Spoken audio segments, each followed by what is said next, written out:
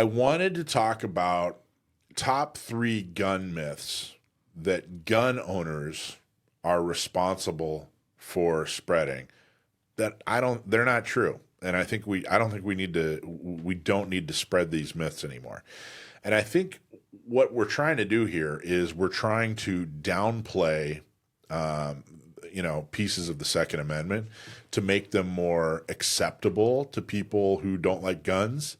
So we kind of go, oh, it's just, gee guys, it's just not this big deal. When I think we're wrong. I think we're completely wrong for doing it. So gun myth number 1, let's talk about it. Maybe you guys disagree. I don't know. I'm interested in hearing what people have to say. But the first one is, there's a couple of different variations of this, but that an AR-15, a semi-automatic civilian AR-15 or AR style or AR pattern rifle that you'd buy as a civilian, the myth is that it's drastically different from an M16. That it's completely and totally different. That no country would go to war with an AR, with a semi-automatic AR. And it's completely ridiculous for us to even suggest, for the other side to even suggest that an AR is like what they use in the military. That's a myth. It really actually is pretty identical. Pretty darn one main key feature that's different. AR, one trigger pull, one shot. Well, so what's interesting about that is what got me thinking about that is we actually had a guy on last week, a couple weeks ago. Brian was spent a career in special operations for the Navy. He was, he's an instructor. He was saw combat as a SEAL. And we were actually asking about foregrips. So then we asked him about full auto. And everyone I've talked to, their M16, their M4 really is what they're using, or whatever. Their AR style, whatever the version is. And there's a couple different versions. Obviously, Special Ops uses a different version than the grunts use. But they don't use full auto. And the Special Ops don't even use 3-burst. It's all semi-automatic. But here's what's important. So why? Why do we do this? I think what they're doing is they're hoping that the other side who's against us will see this as a completely different gun and leave it alone. And there's been no evidence that that's a fact. That they're not going to leave it alone. We're not going to fool them into believing that this is a completely and totally different gun, number 1. But number 2, the reality is the Second Amendment is there to protect guns that you can use to defend yourself when you're performing as a militia, when you're actually doing militia stuff. In fact, we talked last week about the Miller case back in the 30s that the Supreme Court ruled on that had to do with we were talking about the NFA and we talked about the Miller case. And the Supreme Court at that time said you can ban short barrel shotguns because they have no military use. And they were basically saying, the 1930 Supreme Court was saying, the only purpose of the Second Amendment is to protect arms that you would use in order to be a well-regulated militia. And we're kind of shooting ourselves in the foot if we say, hey, this gun that you guys are trying to ban, it has no military use. Okay, well then it can be regulated. Then it's not protected by the Second Amendment. Now I think that I can't think of a firearm that doesn't have some kind of military use, whether it's through training or actually carrying for self-defense.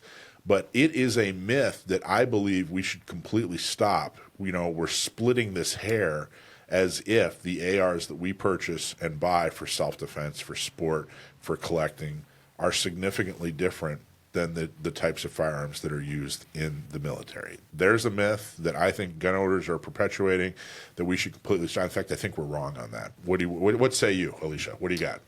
I agree. I mean, it's you. The problem is, we talked about integrity earlier, right? Yeah. If we try to take the argument from 2 different sides to try to meet whatever our needs are, we're kind of screwing ourselves. So you gotta kind of pick your stance and stick with it. I think so. I think if you break down, if you take an M16, okay, out of the museum at this point, I think it's the only place you can find an M16.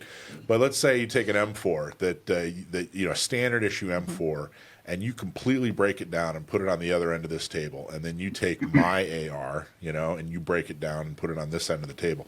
the parts are parts are the same. You know what I mean? They're very, very 99% of the parts are the same, and the function of it has become the same. Sam, what do you think? Am I right? Am I way wrong, or what am I not considering?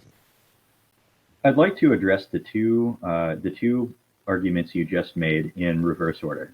Your second point was that it's important to make this connection because the Second Amendment specifically protects the right to keep and bear arms in militia type use. And that's something that's really not well understood by some people. So I'll just go over the highlights. The understanding of the people who wrote and passed the Second Amendment at the time, 1791, 1792, was that the militia referred to something composed of the body of the people, the body of the citizenry, which, if you read the original Militia Act passed by the Second Congress right after the Second Amendment, it specifies that it was composed of the body of the citizenry at that time. Now, there were stipulations as to who that was. Not everyone was represented, but the understanding was it was a common thing.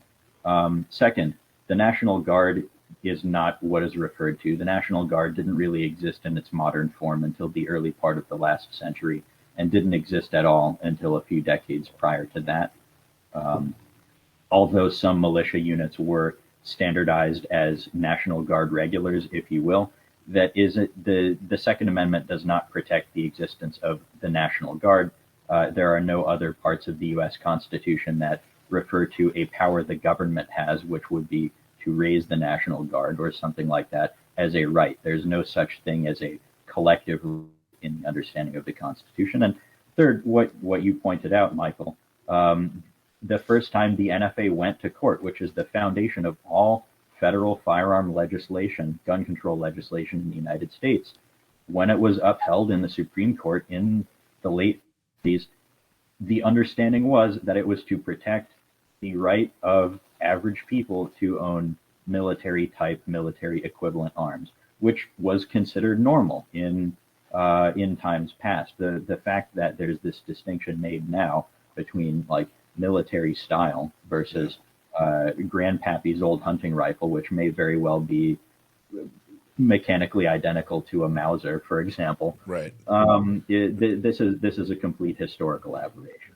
Now, So as for your wait a minute. So you agree with me on that point, right? yes, I do. Right, good. He started in. I thought this little guy likes to prove me wrong, so I started getting a little nervous and worried. I thought he was going to embarrass his uncle, but okay, we agree. Good. No, Excellent. well, Keep going. as for the first thing you said, I prefer to take a little bit less of a cynical approach, and I think of the separation between M16s and M4s, military type ARs versus civilian type ARs, falls within the category of lies to children. All of us, or most of us at least, know or ought to know that it's a fine distinction that has to be made. But if you try to sit down with an anti-gunner or someone who's just completely uninformed on the topic and talk about third pinholes and out of battery safeties and disconnectors, their eyes will glaze over within the first 6 words. Right.